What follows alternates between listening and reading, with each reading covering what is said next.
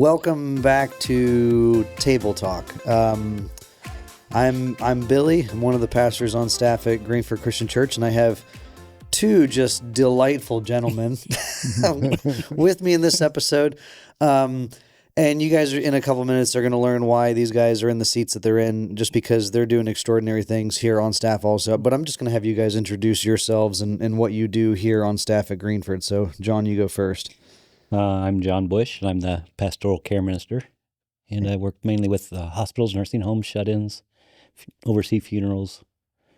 And we were talking about it earlier. You've been on staff for how long? 21 and a half years. You guys might honestly both be in the boat of like longest tenured. I thought about having an episode with like maybe the four people that have been on staff the longest, because that would just be a really cool conversation to see from your perspective looking back over the. Anyway, I don't want to get too much off track. Hello, sir. What's your name? Ron, you go ahead. Yeah, I'm Ron Dickin. I primarily do counseling here at the church. So, and not just staff members, but yeah, it's members of the church or anybody that attends church here, or some people just attend a program maybe, and even for some people maybe attend Big Reach. So awesome. Yeah. I mean, you guys knew this when I was asking you guys to kind of join this episode. This is part of the Christmas series, but I don't want to be ignorant of the fact that there's a lot of people coming into the Christmas season. And for those people, holidays present a certain level of heaviness, whether it's like strenuous and tense relationships that are at home, that when a holiday comes and there's a lot of family in the house and the schedule changes a little bit, and you're just kind of forced to interact with those people that you might have tense relationships with more. Or it might be something like you're sitting around. I mean, this is table talk, and a lot of us during the holiday are around tables. And I know during those holidays, whether it's Thanksgiving, Christmas, Easter, how many of these are some of us sitting down at these tables and, there's an empty seat, either physically and they've left it alone. I know some families who have done that because there's a family member that passed away that year and they're symbolically leaving a seat alone. But yeah, I wanted to kind of bring you guys into this episode, sit down and talk, because you guys have such a valuable, and valuable perspective on what people are going through in this season, that sometimes I think the rest of us, I don't think that we miss it. I think sometimes maybe we ignore it, maybe we kind of push it to the side, but I think sometimes it's not on enough of our radars as it should be. So through all this, I do want to hopefully give some encouragement to people who are going through that kind of season, if it's more of a season of difficulty than it is joy. But I also want to give encouragement to any of us that maybe are not in a season where we're experiencing that right now. I mean, everybody's going to experience things like that in their lifetime.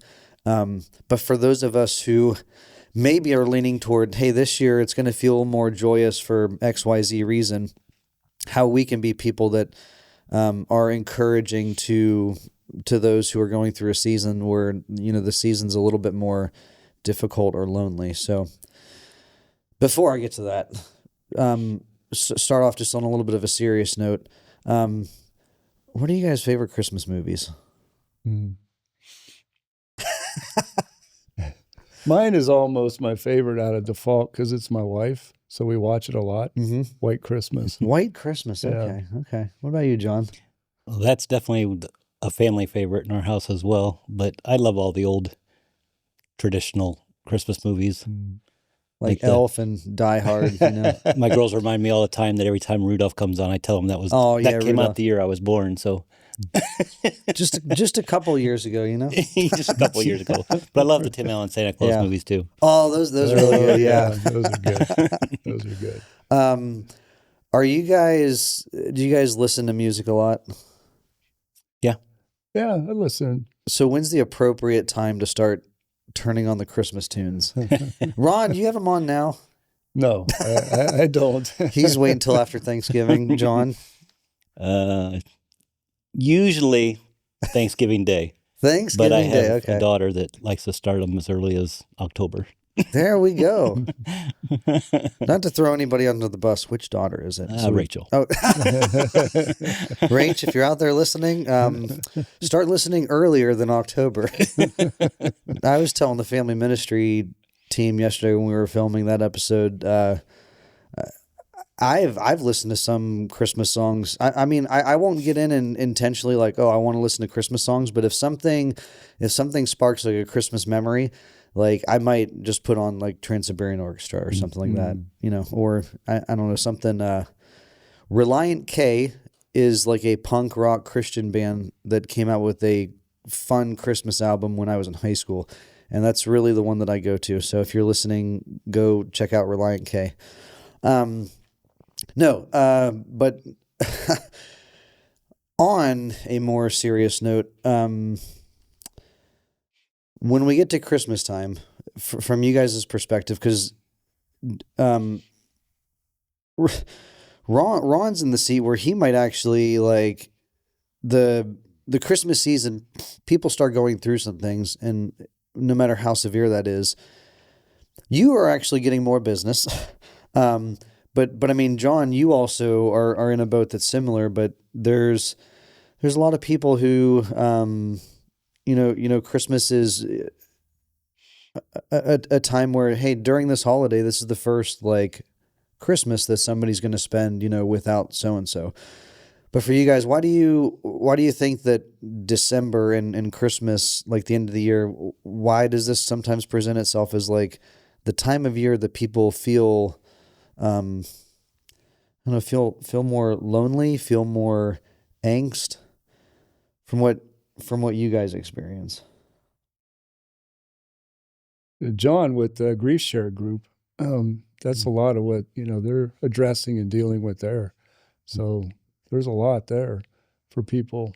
Yeah, we deal with a lot of firsts during that first year. But this year, or this time of year especially, going to the Christmas, Thanksgiving, all those is a difficult thing, especially when we focus a lot on families being together and just knowing, like you said earlier, that there's an empty seat. Yeah, when the family gets together, somebody's missing, and it's hard to deal with. What about families? How have you seen some families navigate? Because our family's a little bit in the mix of this, where traditionally you might have a family that has a very large get together with their family for Thanksgiving or Christmas, but let's say one or two of the members of those family, maybe they haven't they haven't passed yet, but maybe they're in a situation where it's like assisted living or something like that. Have you seen families navigate that? Because there's a physical separation. And even if that person's able to be, transported and moved to somebody's house, or you bring I don't know, have you seen families like do a Thanksgiving dinner like at somebody's, assisted living wing? Yeah. And I've seen both. I know, speaking from personal experience, I know like after Dad was gone, we would go over and get Mom and bring her over for Thanksgiving and Christmas as long as we could. But when that was unable to happen, we went to her.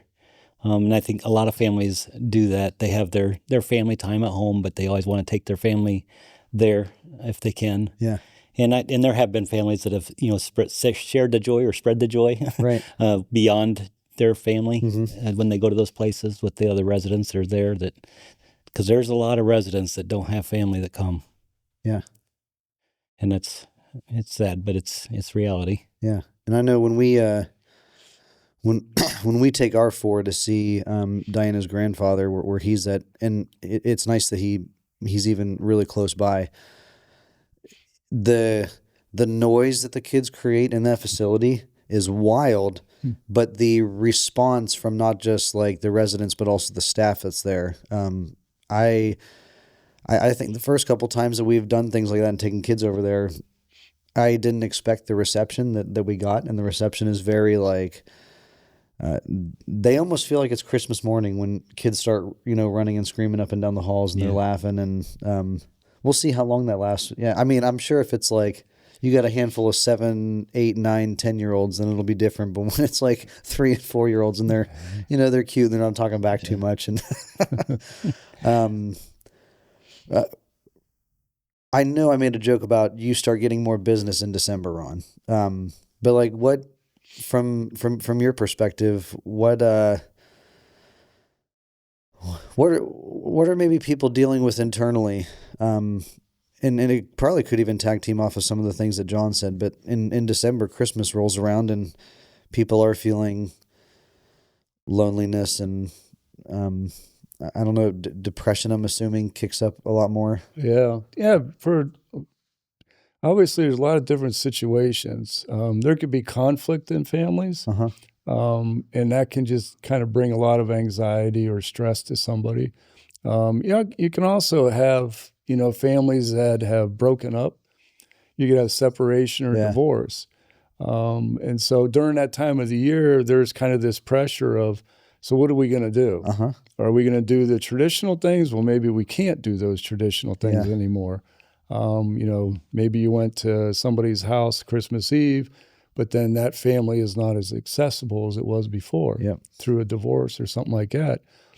So divorced families and blended families, one of the things with those is that they're all about loss, that somebody's no longer there. And then you have the age of the kids if you have children, and there's different dynamics there. That the kids can be kind of struggling because that relationship is more distant now. And the parent who's maybe the primary caregiver, they're trying to navigate these waters as well, because financially they take a hit. Now you got 2 homes instead of 1. And so financially they're really struggling. And how do you navigate through that? So there can be a lot of need, a lot of stress, and on how to even create new rituals or new, things that you do traditionally.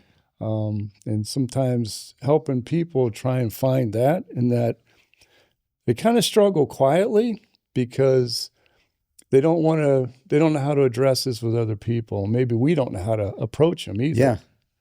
That was actually going to be one of my questions, is like, for any of us, like, excuse me, including myself, for anybody who's like watching and you might think, how can I have people that are going through a lot more of a strenuous season than I'm going through?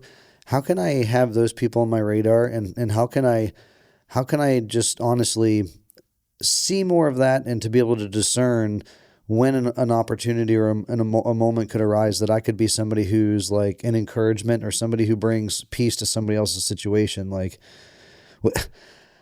without, how can we bring encouragement without having like the Christmas and holiday like cliches, like, oh, like Merry Christmas, but your Christmas isn't very merry this year. So what are some practical ways that we could speak life into that? That can be difficult for sure. Like, how much of a relationship do you have with that person? There's sometimes you can make a statement to somebody, and in one situation, it kind of resonates okay. You can make the exact same statement with somebody else, and they may even have more of an emotional response. And then you feel like, oh, I kind of put them in this awkward place, and so then you can feel bad about that. So it really it's difficult. But I know, even like you and I were talking about this earlier yesterday, there's the whole dynamic of, how do you show compassion? And you had a great answer with that. I don't remember what it was. Here's the funny thing. I've known John long enough. This happens actually a lot, where somebody will say, John, you said something that was just profound earlier, and what did you say? And he's like, I don't remember what I said, but it probably was, because I do know, it's like one of the things that we talk about with the care team a lot is just the power of being present. And what does that look like? What does that mean? To be with somebody, and just being an amazing listener. and just listening to their heart. I think people just want to know that you care, and Yeah. what is it that communicates that best. I think a lot of times people feel like they have to have the right answers to things or the right thing to say, and 9.9 times out of 10, it's just being there that speaks volumes. I remember back in when my wife and my dad both passed away 38 days apart back in January of 2020, and I remember coming back to church for the first time and how hard that was. And it was weird. It's like when I was standing in the back of the auditorium over here and just kind of as people, it's like wanting not to be there. Yeah. And every chance I got, ducking out and hiding in the library when I could. But it was kind of like a weird tension because it was like one of those things where people walk by you and if they said something, you're like, oh, don't say anything, don't say anything. But if they didn't say something, then you were hurt because they didn't say anything. It's just a weird tension. But it kind of hit me too that I just, as people were walking by, that's when it kind of hit me the most, is when I just realized how many people are walking by me that I have no idea what they're going through. Yeah. And they have no idea what I'm going through. Right. And I have no idea what they're going through. And it's like just trying to be as sensitive to that as possible. It's not always easy. Yeah. Because you don't know what you don't know. But when you do know, just being there for people is huge. Presence and listening and as a church, and maybe not just Greenford Christian Church, but just as a church as a whole, do you think that we don't do a very good job of setting up the Christmas season realistically for people? Like I know we're always trying to find like the new way to communicate the true meaning of Christmas, and every year it comes up, and I don't know if we feel a whole lot of pressure doing that every single year. It was kind of a similar question I asked the family ministry team yesterday, is like when they're teaching kids, like how do you keep the just the value of this incredible story without it becoming like mundane. But I think for us as a church as a whole, you've got people that are going through some things that's incredibly messy, chaotic. There's a lot of despair, and some years, I'm sure not everybody's going through this every single year, but we're all going to go through Christmases that feel like this. But maybe as a church, do we not set up this season realistically enough for people who are in the church? Do we sometimes give, this is a little bit of a false hope? Yeah. I think I understand what you're saying. It's, I guess, and if you do look at the story of Jesus, right, it wasn't always everything was glitter and great. And the struggles and the difficulties that his family went through, even for his birth and obviously, at the end of his life as well. So, and there's this dynamic that sometimes I think for us, we don't know how to approach it or how to talk about it with people. And, sometimes someone may be going through something and we may kind of say, well, they're in a better place. Yeah. And we try and kind of do this kind of a fix it kind of a thing. Yeah. And it's like, so then sometimes I have conversations with people and they go, well, this seems to be about faith. And maybe I just don't have the faith like I should. Mm-hmm. So then they feel bad and guilty. Yeah. Because they go, well, I'm hurting and I'm struggling with this. And maybe other people don't hurt and struggle like this. Right. And so now they feel like they're unusual or they're not normal. And so then they hide it. Yep. And they just hold it in, and they go, so there must be something wrong with me. Mm.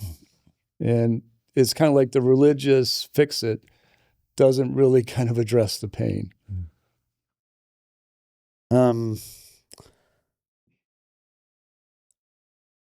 Is that what you were talking about? Or? Yeah. Okay. Well, I was just thinking about a little bit of my story. Zoned out for like 2 or 3 seconds. But no, I was just thinking of my story. Because earlier you talked about blended families that are going through divorce. And yes, like when I thought about that question, it's as much like the program that we do leading up to Christmas Eve. Like we're gonna have a 4-week Christmas series. We're having a 5-episode podcast series around Christmas. And yeah, some of these episodes, like, we want to connect people with just, we want to bring our personalities as staff kind of to the front to connect with people, so that when we're in lobbies and in worship, with people, there's a stronger sense of connection. But at the same time, like, I don't want any of these things that we're doing to make us ignorant to the reality of what some people are going through. But so all that being said, those things are programmatic driven. But when I think about my story, and when you talked about like divorced families and what Christmas presents, man, that hit home and resonated with me, because I remember when my parents split, the biggest chasm, like, you didn't really feel the full weight of that until Christmas came around, and then here's one big family event that would usually happen, and now the family split, and then my mom's like entire family is from a different state. My dad's family is pretty much all here, but then it became like 2 Christmas mornings, or like a Christmas dinner here and then a Christmas dinner there. And the crazy thing is, marrying into a family that, my wife's parents are not divorced, but there's divorce in their extended family. And so when you go to do things like extended family, it just becomes like there's 5 Christmas like get-togethers. Mm-hmm. And even if those things present themselves with joy, there's still room and space for things to just, for anxiety to creep in, stress to creep in. So I almost think, like, I don't think there's anybody who is escaping the reality and just the humanity of what this season presents for us from the psychological side and the mental health side. But I just think if all of us kind of were a little bit more intentional on who around me is going through what, how can I be a good listener of the people around me? How can I have an eye to see the things that people are maybe going through? And then how can I be a better listening ear? How can I be a better encourager? And if it was just something that was more the culture of the church, and maybe, I think maybe our hope this year and in years to come is that these Christmas series and things that we do like this are not just giving people some content, but I hope that this starts to change some of the culture of how we really see people in times where holidays are tough, man, for everybody across the board. And not everybody's in the same boat, but we're all in a boat, and all those boats have a lot of stress and anxiety. But I'm just thankful for you guys sitting in these chairs, because you guys have such special and unique giftings, and you're using those in extremely valuable ways, for just the church family that's here. From everybody that's going through something really difficult, families that somebody feels like they're being, isolated at home, they're shut into their home or a nursing home, families that are losing, losing someone throughout the year. I went through a lot of that when I was younger, and not as much as of recent. But man, Christmas is just, Christmas is tough, and Thanksgiving's tough, for me, Easter wasn't as tough, but no, another Christmas thing. When I was in high school, we lost my oldest brother, Randy, and this is, I'm hoping that this part of my story can always be like an encouragement and hope for other people. My mom decided after he passed away, so he passed away in March of 2002, but that Christmas, she decided, hey, let's go out, just her and me and my other 2 brothers, and let's go out and change this Christmas Eve to a different tradition, something that just we can go through. And it was part of like the grieving process. And we started going out to get steak, because all 3 boys were like, we love steak. And there used to be that little place in Poland called Lone Star, kind of like an Outback, but I don't think they have any Lone Stars around here anymore. But yeah, we started doing this as a tradition, and to this day, we still go out and have a steak dinner. And it all started because this was a new chapter, a new page to turn.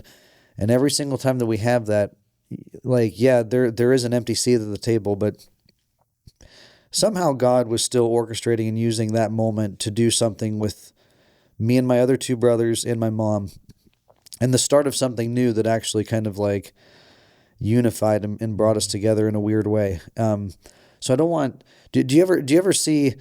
This is the question that's kind of coming out of my personal story. How often have you seen families going through this holiday difficulty, but something just very God only kind of thing happens, where it's like they were going through just the worst of it, and God just did something amazing out of it in like a holiday season? Do you guys know of anything, any circumstance, any people that have been in that kind of?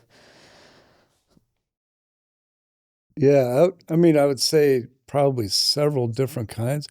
The neat thing to me is that God can be incredibly individualized Oh, in okay, how yeah. he interacts with people Uh-huh. and how he touches whatever it is. And that's kind of really prominent in a lot of the stories that I hear. You know, people are just like really, distraught. But there is this aspect of this hope and, the aspect of joy. Uh-huh. I always thought it was crazy, when God says, consider pure joy whenever you experience trials or tribulations, right? Like, are you kidding me? I know, you're right. You're like, what is that about, Mm-hmm. But I mean, it is kind of cool in a way that you can have a moment or time of something like that, even when you're going through a really difficult time. And I had one time I was talking to a group of primarily single women who had gone through a lot of difficulties. And we were talking about new traditions, and your story kind of made me think about it.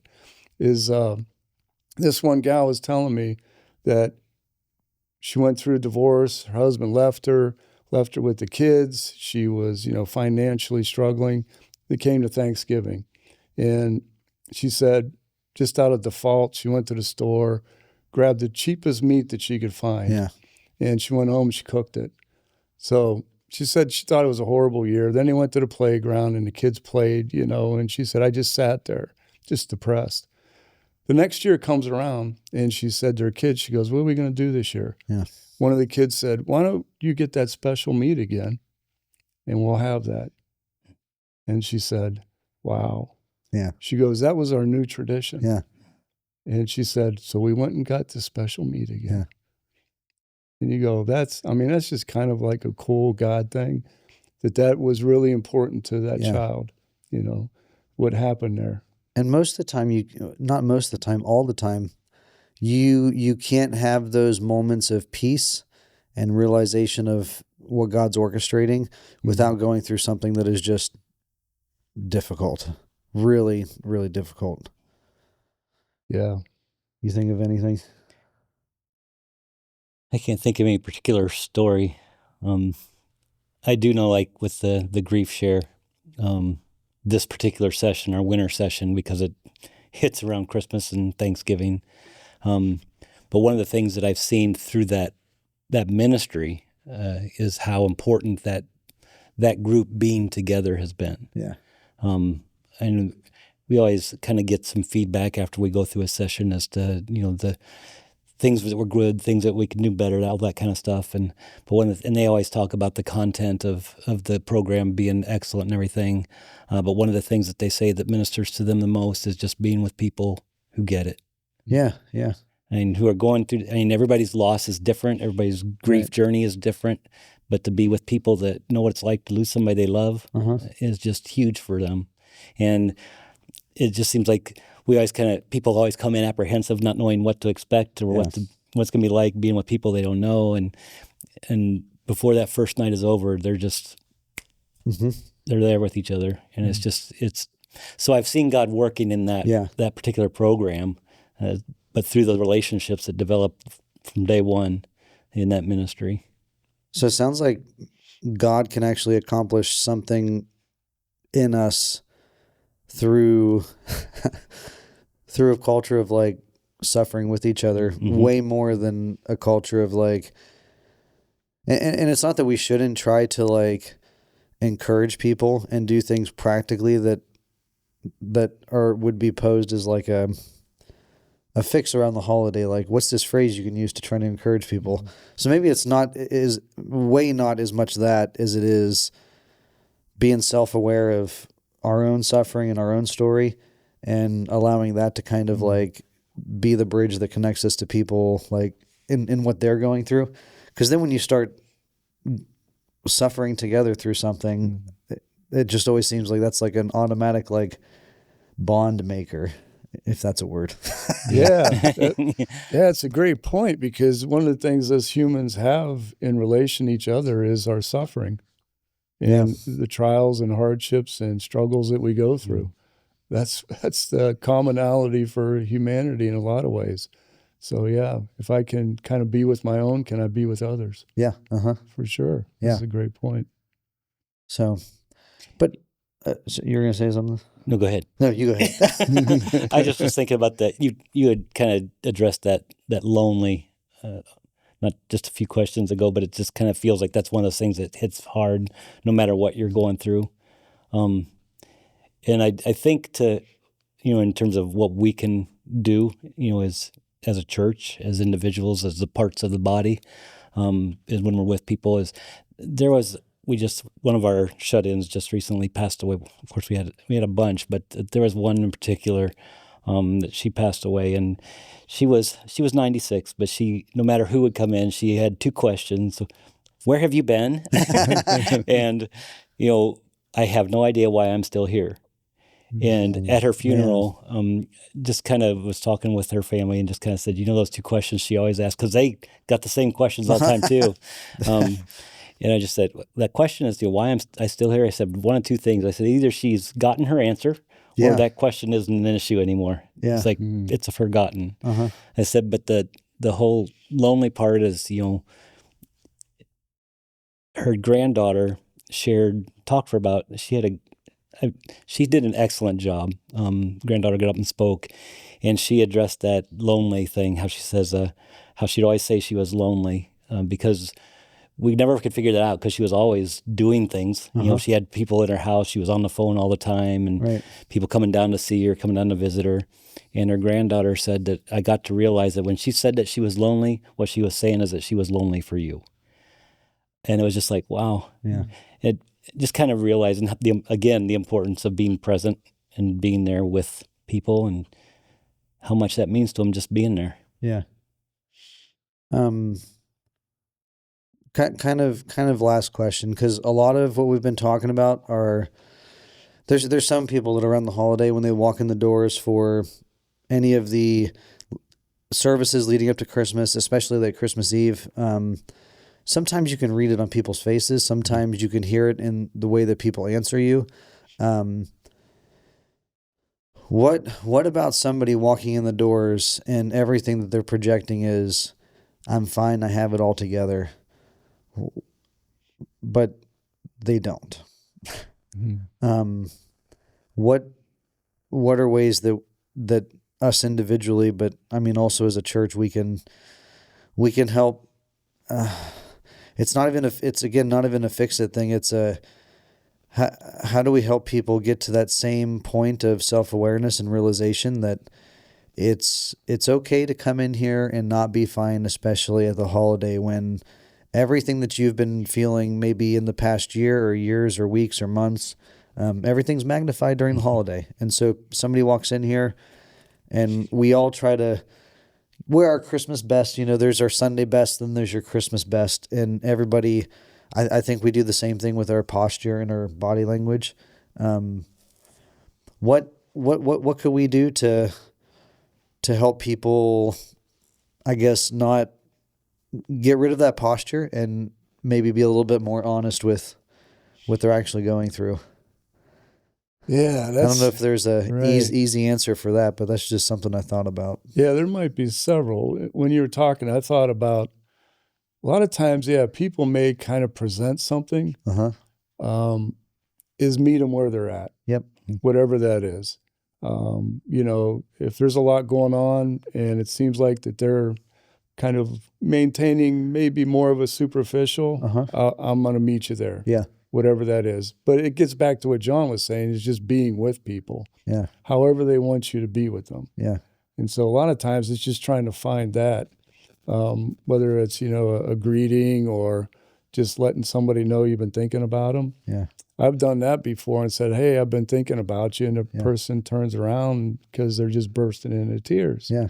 And, you know, and you go, how did I just help them? Yeah. But it may have been a good interaction, but it could be yet be defined as to whether it was helpful or not. Yeah. So just for me to try and meet them wherever they're at. Yeah. You know, if somebody makes eye contact with me, I kind of wait to see what they do in that sense. And I'm not going to move in or kind of impose on them. But it's hard. It's not real easy. And each situation is different for sure.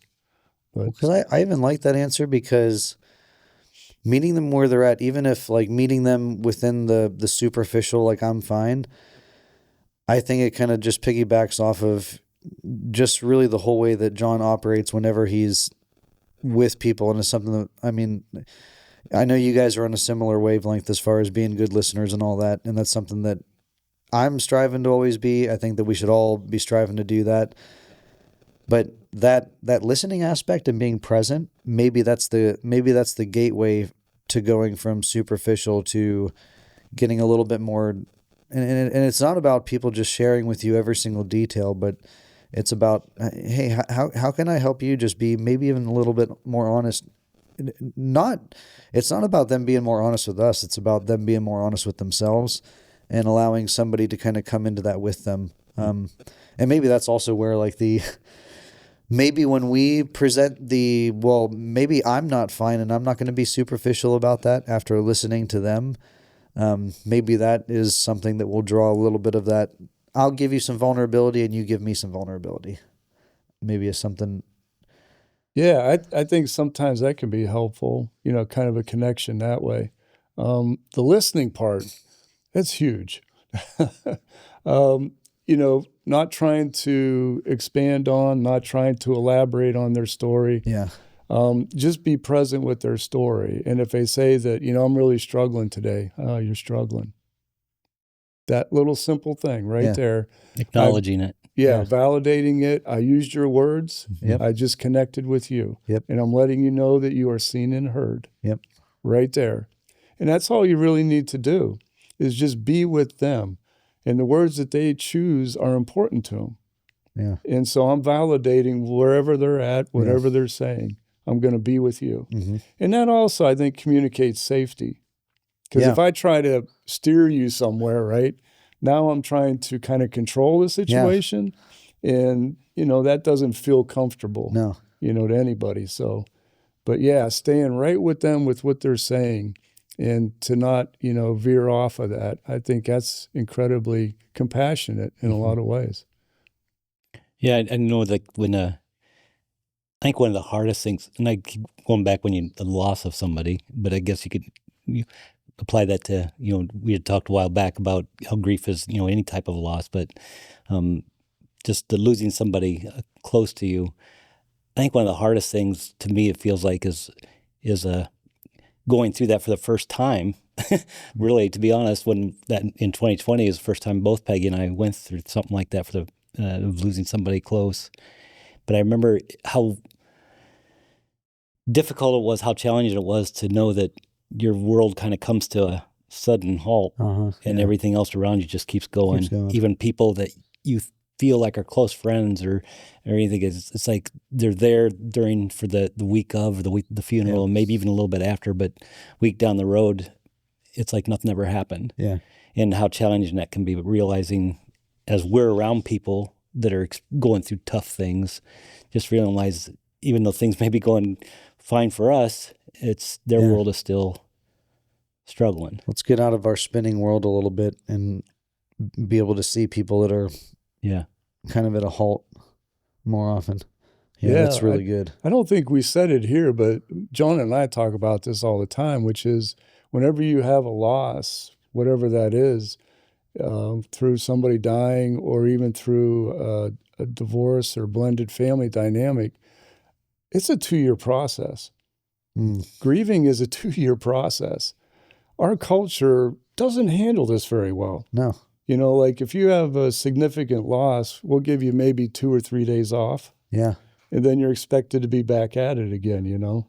And so it's, you know, it's kind of, our culture is, I don't know, is really good at handling this as well. Oh man, 2 years.